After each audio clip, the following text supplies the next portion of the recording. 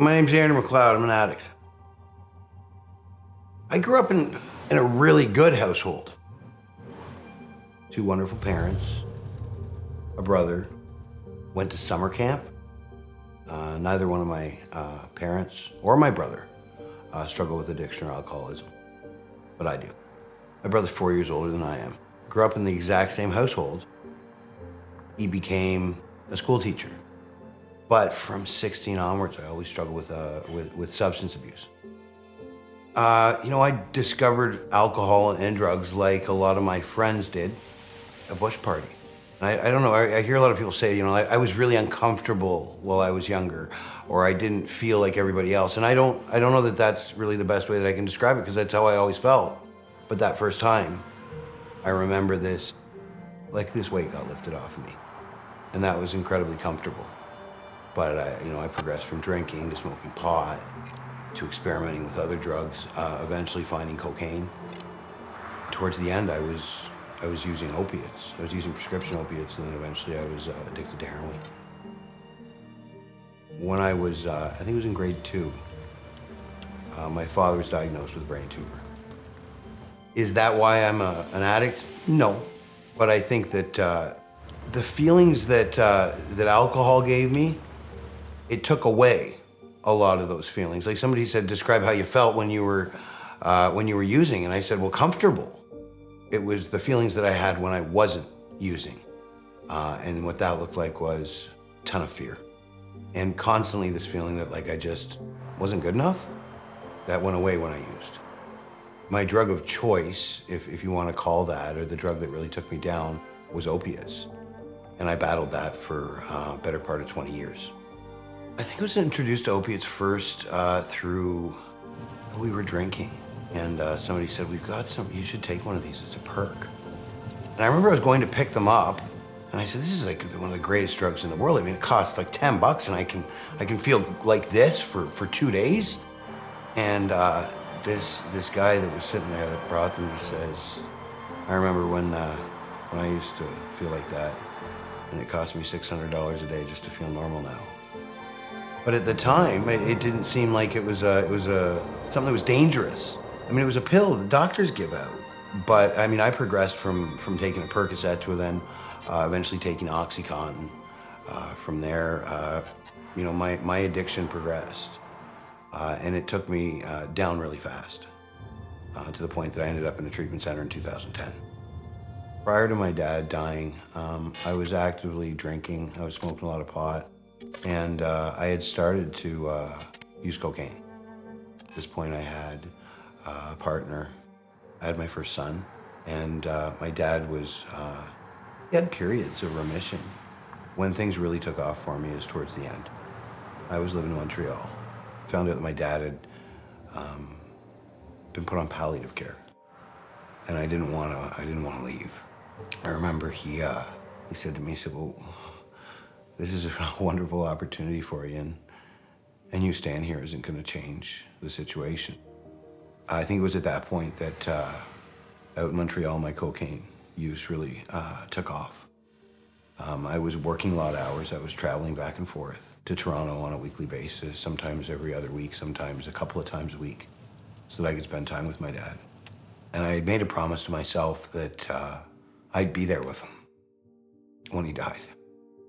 And probably one of the things that kept me, that I had one of the hugest regrets about was I would get phone calls saying it's looking like your dad's gonna go. You might wanna come home, and I'd travel home, and he would hold on for another day. I'd go back to Montreal, and this one day I got back to work, I think it was on a Sunday. I had gotten back to Montreal on the Monday morning. My mom called me and said, you might wanna come home. And I said, I just don't know that I can do it. I was physically exhausted, and she said, okay, and I decided, no, I'm gonna come home, I have to be there. I promised him I'd be there, and I went and I picked up dope instead of getting in the car and driving. It took me about an hour and a half, 2 hours to go pick up some coke and to make it back to pick up my family. And we made our way back to Toronto, and about 2 hours from Toronto, I got the phone call that my dad had died. And I carried that with me for a really long time, that I chose that over being there for my family. I love my dad more than anything in the world. And I think it was one of the first times that I saw the absolute power of this thing that was destroying me. And when he died, my addiction really went into overdrive. My dad died in '99. I went off pretty hard after that. And in 2010, I was admitted to my first treatment center.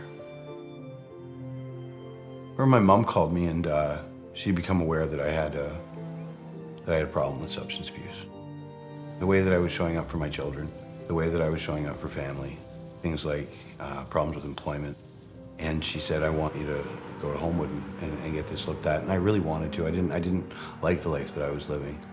And I got separated from drugs and alcohol for the first time, really since I was 18.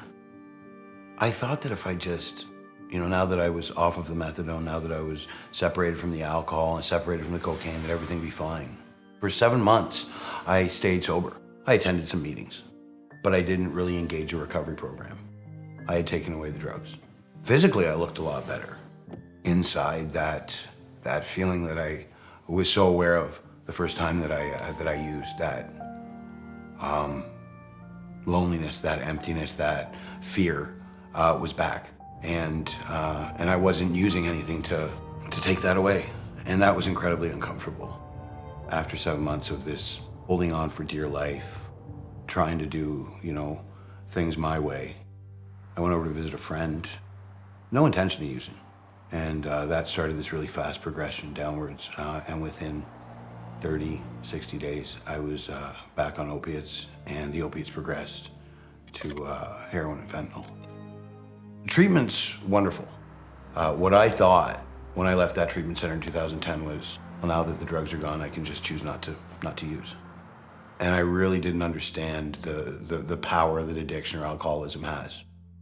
I used to think that, because I went to meetings and I met a lot of people in the meetings. Some of them were homeless. Some of them had been to jail. Some of them had nobody in their lives anymore.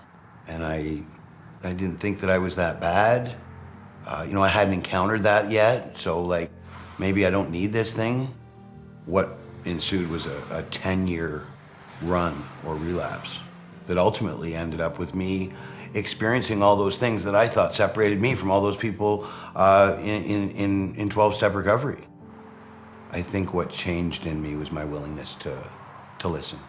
In March of 2020, I walked into Renison Treatment Center in Toronto, and I listened for the first time.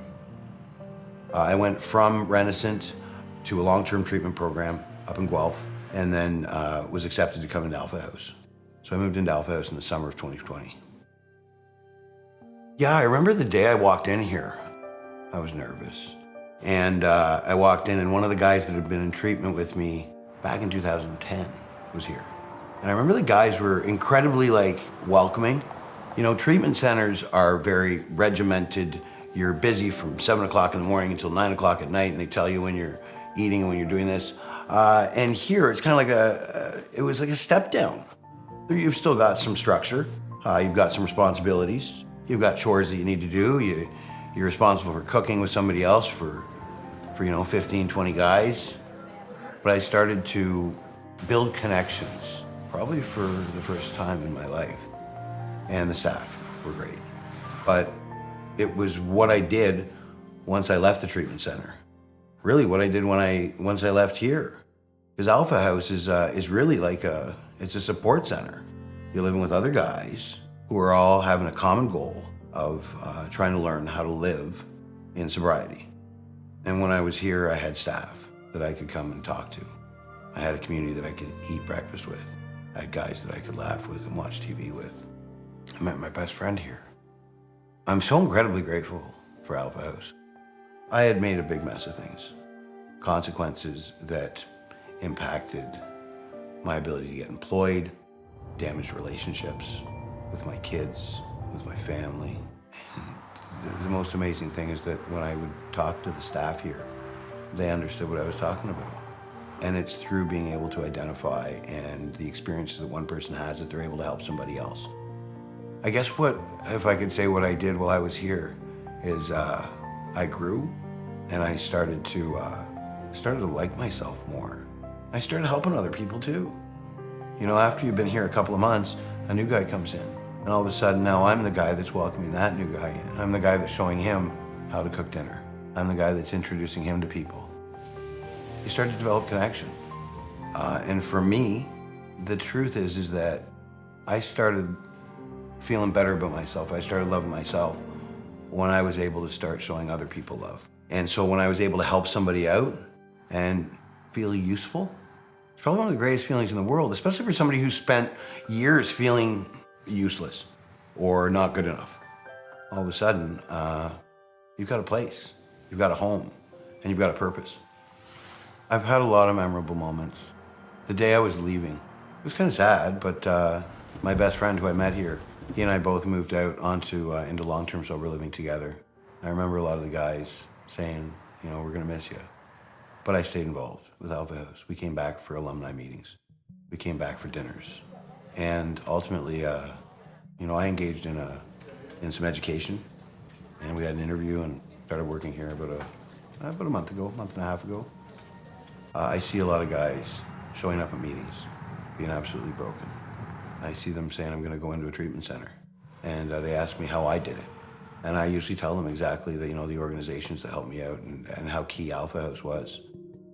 One of the greatest things that I really enjoy is seeing people getting their lives back.